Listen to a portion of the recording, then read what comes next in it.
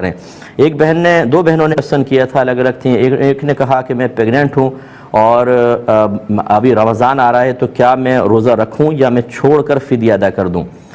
دیکھیں، مسئلہ یہ ہے کہ حالت حمل میں بھی روزہ رکھنا اسی طرح فرض ہے جیسے غیر حاملہ کسی خاتون کو روزہ رکھنا لازم ہوتا ہے۔ لیکن اس میں یہ ضرور ہے کہ اگر فرض کر لیں کہ آپ کے لیے یہ روزہ نقصان کا باعث بنتا ہے یا بچے کے لیے نقصان کا باعث بنتا ہے، تو پھر آپ کو رعایت ملے گی۔ اور اس کا کیسے پتہ چلے گا کہ یہ روزہ رکھنا باعث نقصان ہوگا کہ نہیں ہوگا؟ اس کے 3 ذرائع ہیں، ان میں سے کوئی ایک ذریعہ ضرور ہونا چاہیے کہ یا تو کسی ماہر ترین ڈاکٹر نے یہ کہا ہو کہ آپ کی صحت اس بات کی متحمل نہیں ہو سکتی کہ آپ روزہ رکھیں،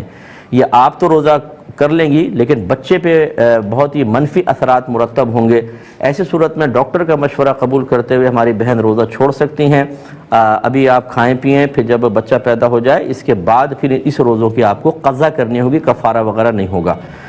دوسرا یہ کہ کوئی سابقہ زندگی کا تجربہ ہو، پہلے کبھی آپ پیگننٹ تھیں، حالت روزہ میں آپ گئیں اور پھر اس میں بہت زیادہ آپ کو نقصان ہوا، آکسیجن کی کمی ہو گئی، پانی کی کمی ہو گئی، دیگر مسائل ہوئے اور بہت ہی مسائل ہو گئے تھے، تو وہ سابقہ تجربہ آپ کے لیے اس رمضان بھی ایک دلیل بن سکتا ہے اور آپ روزہ چھوڑ دیں کیونکہ پہلے آپ کی حالت بگڑی تھی۔ یا تیسری چیز ہوتی ہے، دونوں پہلی کے نہ ہوں تو موجودہ مشاہدہ، کہ ڈاکٹر نے بھی منع نہیں کیا، پہلے بھی کبھی ایسا نہیں ہوا، لیکن آپ نے اب اس رمضان روزہ رکھا تو آپ کی حالت بگڑنا شروع ہوئی اور بہت زیادہ پرابلم ہو گئی، تو آپ یہ والا روزہ بھی توڑ سکتی ہیں اور اس کو بنیاد بنا کر آگے کے روزے بھی چھوڑ سکتی ہیں۔ لیکن ان 3 ذرائع میں سے اگر کوئی ذریعہ آپ کو حاصل نہ ہو تو صرف خوف، تھوڑا بہت اندیشہ اور گھر والوں کی باتیں سن کر کہ بھئی چلو اللہ معاف کرے گا بعد میں رکھ لینا، ایسا نہ ہو کہ کچھ ہو جائے، اس کا اعتبار نہیں۔ اگر اس طرح کی مطلب غیر شرعی دلیلوں کی بنا پر آپ روزہ نہیں رکھیں گی تو گناہ گار ہوں گے۔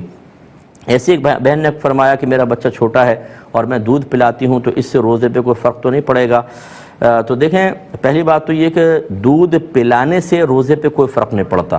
نہ روزہ جاتا ہے نہ اس سے وضو ٹوٹتا ہے، یہ اچھی طرح یاد رکھیں۔ اس حالت میں بہنیں دودھ پلا سکتی ہیں، لیکن بات وہی ہے کہ اگر فرض کریں دودھ پلانے سے عورت کو اتنی زیادہ نقاہت ہو جائے کہ وہ روزہ پورا ہی نہیں کر سکتی اور دودھ نہ پلائے تو پرابلم ہو، تو اس کے لیے بھی رعایت نکلے گی۔ ایسی بہنوں کو دیکھنا چاہیے کہ کیا بچہ آپ کے دودھ کے علاوہ کسی اور غذا پر یہ مہینہ گزار سکتا ہے، پھر تو واجب ہے کہ آپ روزہ رکھیں اور بچے کو دوسری غذا پر لے کر آئیں اور یہ مہینہ آپ روزے رکھ کر گزاریں۔ دوسری صورت یہ ہے کہ بچہ آپ کے علاوہ کسی کا دودھ قبول نہیں کرتا، آپ ہی کا کرتا، جیسے بعض بچے دوسری چیزیں نہیں لیتے ہیں۔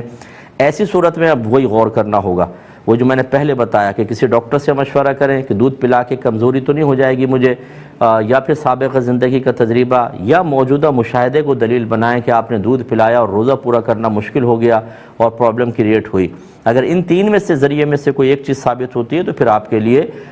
مطلب دودھ پلائیں اور روزہ چھوڑ دیں، لیکن اگر ایسا نہیں ہے تو پھر آپ روزہ رکھیں اور دودھ پلاتی رہیں اور روزوں کو کمپلیٹ کریں۔ یہ جو بہن نے فدیہ کا پوچھا تھا، فدیہ دیکھیں جب تک انسان چاہے ابھی چاہے مستقبل میں روزہ رکھ سکتا ہے، فدیہ نہیں دے سکتا۔ ایسی بہنیں جو ان حالتوں میں ہیں وہ روزہ چھوڑیں، بعد میں روزے کی قضا رکھیں گی، فدیہ سے کام نہیں چلے گا۔